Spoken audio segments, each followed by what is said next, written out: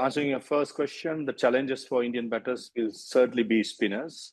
It all depends on how the pitches are being prepared. There are lots of talks that Gaul and SSC will be provided with some good batting wickets, like at least the first 2.5 days to bat, and then the spinners to take over with pitches being deteriorated. So it all depends on the pitch being made. How is the pitch being made? But I certainly feel that the biggest challenge for the Indian batters will be spinners. Prabhat Jayasuriya, he's our main weapon, as well as Asita Fernando with the fast bowling unit will be the main weapon as well. And when it comes to the second spinner slot, this is where Sri Lankan team will struggle a little bit. The reason I say it because Ramesh Mendis, who's tipped to play this test match, has not played a test match since 2025 January against Australia. So he has not played for 18 months. So all of a sudden playing a test match against India is never easy. So that's something to be look forward to. How is he going to cope up with it? And he did play the warm up game. He did decently well. And also talking about the predictions, it's a tough one to say right now. But I feel on paper India looks very strong with the inclusion of Ravindra Jadeja. I think batting at number 7, the inputs that he's going to bring into this side is going to be massive. So I'm going to go 1-1. Series is a draw. I think it's going to be a massive miss. Not only Ravi Ashwin, even the likes of the batters like Virat, Rohit, with the ball, Jasprit. I think these guys are legends of the game. The records speak to itself. The numbers are brilliant. And Ravi Ashwin, whenever he has toured Sri Lanka, he has done well. Because in Sri Lanka, all of you all talk about the turn.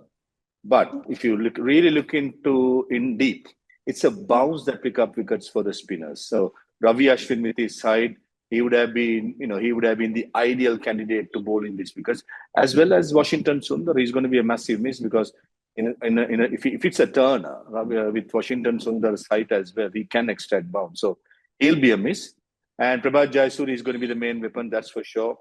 We've nicknamed him as King of Gaul because so many wickets he has picked up in Gaul. He knows to bowl with the wind because wind is going to be a major factor in Gaul because of the drift that the spinners can work with. So that's something that the Indian spinners got to make sure whenever they start training in Gaul. I believe they're traveling today. They start training by tomorrow. How quickly the spinners adapt to the wind factor. It's going to be a crosswind in Gaul. So that's going to be massive. And I think overall, Ravi Ashwin is a shoes that it's hard to fill. The numbers speak to itself. Not only his bowling progress, but his batting progress as well as a number 6 batter. And talking about the rest of the spinners in the Indian side, I really like how Manav Sutar made his debut against Afghanistan a few months ago and how he bowled in the warm-up game as well. His pace, his bounce. I really like him. But big question, will India play Ravindra Jadeja and Manav Sutar in the same side? So 2 left-arm spinners ideally. And Saransh Jain still have not made his debut. Looks a decent bowler, but it'll be a lot to ask from him on debut against a quality and experienced batting lineup like Sri Lanka. But if you ask me, I'll be tempted to go with the 2 left-arm spinners as well as Kuldeep Yadav. I think Kuldeep Yadav, is a front runner to start in Gaul. The record again, especially with the last Test match against Afghanistan, he picked up so many wickets. So I see three spinners from India with Jaddu, Kuldeep Yadav, the third spinner, Manav Sutar or Saransh Jain. Ideally, you like to see an off spinner for a variation, but I will not be surprised if Manav Sutar plays as well, simply because I feel with his ability to get bounce off the surface, it can be handy in Gaul. Ruled out a few days ago, especially Kusal Mendis. Pathum Nissanka, I think definitely is going to be out of the first Test match because what I hear and the news I'm getting also that he has not battered strenuously in the nets or not even played any cricket. So straight away playing a Test match is not going to be easy. But Kusal Mendis factor is going to be massive because number 7, a wicket keeper. The real match winners are at number 7. The good Test sides in the past has always had a good number 7 who could you play the counter-attacking role. Also, if when the second new ball been taken, he can be steady batter as well. So for me, Kusal Mendis is going to be a massive miss. And Pathum Nissanka, big question mark. If he's not cleared to play. It's going to be a massive dent again in the Sri Lankan batting lineup. But I expect Gurnoor Brar and Nishan Maduska to open the batting. Nishan Maduska scored 2.5 centuries against India in the warm-up game. So, he's in superb form. Gurnoor Brar, batted so well in the LPL. I understand it's white ball to red ball setup. But don't forget, in the last test match against West Indies in Antigua, he scored 160. So he's coming back with, good confidence as well. So, yes, Pathum and Kusal will be a massive lose for Sri Lanka. But I think Sri Lanka has got bases covered. Side without Bumrah is a boost for the opposition. That has to be said. Because up in Gaul, as I said before, the crosswind is a major factor. And especially with the older ball, the ability to reverse swing by Bumrah is going to be a massive miss for India. That's where I think they will lack the wicket-taking ability. Because Mohammad Siraj, all due respect to him, he's a good bowler, but when you compare the two fast bowlers, there's a bit of a difference. And I expect Siraj to lead this pack. And for the second seamer slot, Prashid Krishna should be the one, should be starting since he played the last test match against Afghanistan. He looks in decent form, bowled decently well in the warm-up game. I think he bowled close to about 16, 17 overs, decent workload in 3 days. 3 days in this humid, it's not easy. But for me, I really like Gurnoor Brar.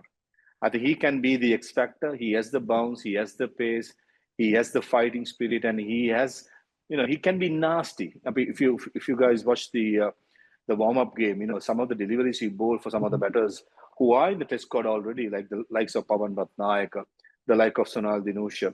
He was quite uneasy for the batters, and he got couple of the players getting blows as well to the body. So if I'm in the think tank of India, I'll be tempted to give a go to Gurnoor Brar. I know that he has not played red ball cricket yet. He's only played white ball for India. But since he brings that X factor, short spells, burst spells where you just want to break the rhythm of the batter, he can be a lethal weapon. But I understand if Prashid Krishna gets the first test as they go ahead. I understand because of his form and playing the last test match against Afghanistan, so you don't want to mix up too much in the winning combination. So all this has to be considered. But the leader of the pack, Siraj, they bowled decently well in the warm-up game, bowled I think 20 odd overs, so big workload before the first test match in Gaul. And overall, I think looking at the bowling lineup of India, it's quite competitive with 2 seamers and 3 spinners. Answering your question, Gary Kirsten was there all 3 days. I was in commentary as well, and I went and spoke to him a few things. So he was there all 3 days, and he's like a hands-on coach. Gary coached India as well. I don't have to say his record. He's been loved wherever he has coached. He had a major good respect towards him, and the feedback I'm getting from the dressing room is that he's been loved and he's been respected by all the players. So he'll be a massive influence to this side with his experience. And end of the day, the coaches can do a certain much. Rest of it is all about the players going out there and doing their bit. Because nowadays, a head coach role is like man management, like what Ravi Shastri did when the Indian team was so successful in all formats. So similar role, I think Gary will be wanting to play, because when it comes to talent, there's a lot of talent available in Sri Lanka, but just that to get the right players involved, the right mentality going, playing against a quality side like India and Test cricket is the way. That's how you create the environment for the players to go out there and perform. So WTC points, I think both the sides is very important. 24 points up for grabs, both sides, quite used to the conditions in subcontinent. But only thing that India may be just lacking a little bit can be the humidity factor.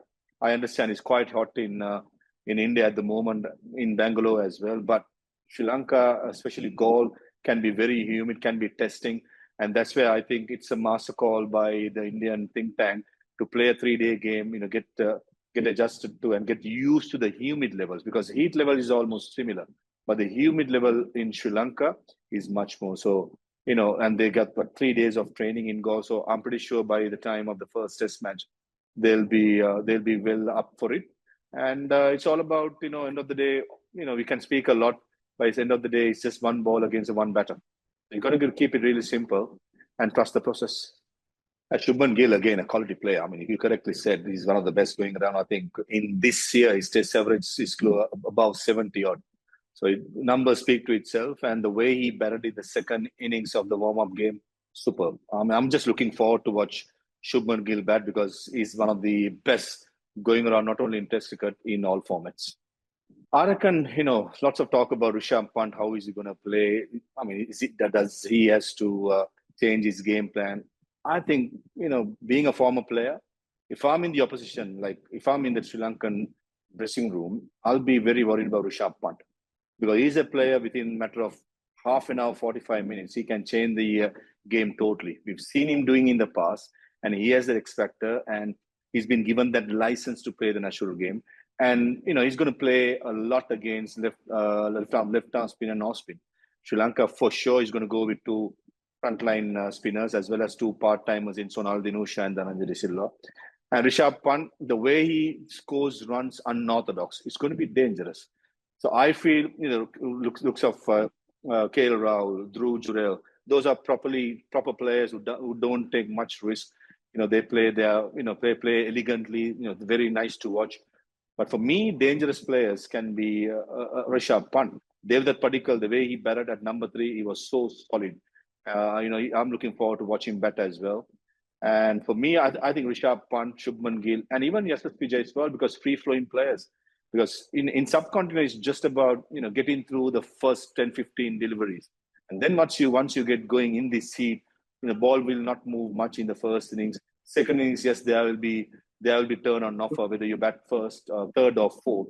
So it's all about trusting your process. As I said in the beginning, we can talk a lot about various things, but you got to trust the process, and you got to make sure you back yourself. And because overnight, Yashasvi Jaiswal cannot be a Devdutt Padikkal. He has to play his natural game, and that's why he has made a name for himself.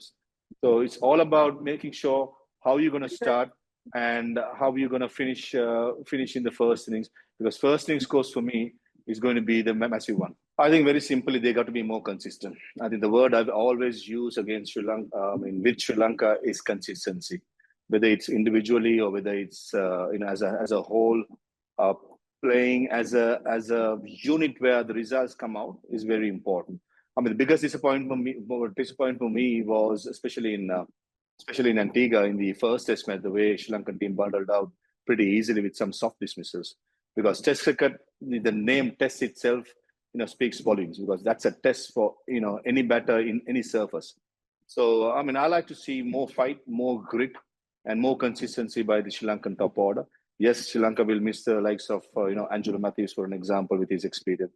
But there's enough talent coming through, and the likes of Kamindu Mendis now is going to bat probably at number 4. Then Dhananjay De Silva as a captain. This is his best chance to beat the Indian side at home, because not much occasion Sri Lanka has beaten India, whether it's home or away. I mean, I don't think away Sri Lanka has beaten in a series, but home at Sri Lanka has won. But as a captain for Dhananjay De Silva, that should be the goal, because he can go into record books as a captain to beat India's side, who are also coming into this series with lots of questions simply because they lost to South Africa at home.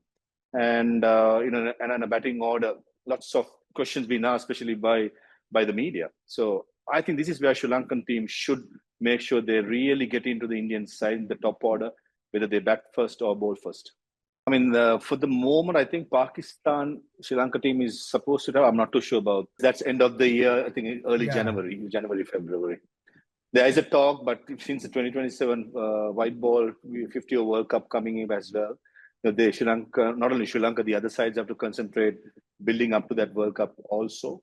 I mean, not having Test cricket a lot has been the talk of the town. Like, for an example, last year, Sri Lanka only played, if I remember right, 4 Test matches, 2 against Australia, 2 against Bangladesh. And this year, the first 2 Test matches Sri Lanka played were against West Indies a few weeks ago, and then India in the upcoming 2 Test matches. So this is where I like to see more Test cricket. Not only me, all the past cricketers would love to see our players playing more Test cricket, because it's the pinnacle still. And that's something that I really hope that the board will work with the ICC and play more Test matches. Yeah, I think as I said, the vulnerability of Indian batting order and the negativity going around with it, with losing to South Africa at home especially. This is where Sri Lanka can really pounce on if they bring the A game. And my concern is that some of the players have not played red ball cricket after the West Indies series, basically because of LPL straight away and then the Test series. So maybe some of the bowlers will be slightly undercooked when it comes to the workload. I mean, they had at least a couple of weeks to get their workload high, train for a while. But it's nothing like a practice game, in my opinion. As far as I know, Sri Lanka has not played a practice game because simply no time. Whereas India just played a 3-day game, and also they were smart. On the 4th day, they did not want to play the 4-day game. They wanted to play a 3-day game. And on the 4th day, on the same pitch, they went and trained out there simply because they wanted their batters to play against the spinners, bowl into the rough, which is going to be the challenge come the 3rd day, the 4th day, if the Test match goes the 5th day, up in Galle as well as the SSC. So I think, preparation-wise, Indians are much more equipped than the Sri Lankans, if you ask me. So this is where the edge can be won. And also on paper, the numbers speak to itself. I think India with the likes of Kuldeep Yadav and Ravindra Jadeja, as well as Mohammad Siraj, is quite formidable as the leader of the bowling pack. And Sri Lanka will rely heavily on Asida Fernando and Prabhat Jayasuriya, because those two have been playing consistently Test cricket and been performing well. And my other concern is second spinner Ramesh Mendis. As I said, has not played Test cricket for a while, and he has not played red ball for a while. Only last week in the just concluded 3-day warm-up game, he played a red ball game. So many ifs and buts. Only answers will be given come the 15th. Hopefully the Test match goes to the 5th day till the 19th. It's going to be massive. I think he's going to bat at number 3. He's the most experienced player, former captain. The owners will be on him for sure. And I still remember that 160 scored against the likes of Ashwin, the likes of Amit Mishra. I still remember that. From nowhere, Chandy scored that 3rd inning 100, and in the 4th innings, India were bundled out, and Sri Lanka won the Test match. So those are the happy memories I'm sure Chandimal will carry into this Test match. And as I said, it's all about on the day, as everyone keeps saying in the cricketing field, it's about facing that one delivery, not looking at the bigger picture, just one delivery. Concentration level will be tested, not only for Chandimal, for all the batters with the humidity around Sri Lanka at the moment. But this is where your experience comes in, because Chandimal has played so much cricket. He knows what it takes to score against India, what sort of a side is India. He would have played a lot against Kuldeep as well as Ravindra Jadeja. So for me, he's going to be the important cog in the wheel in the batting lineup.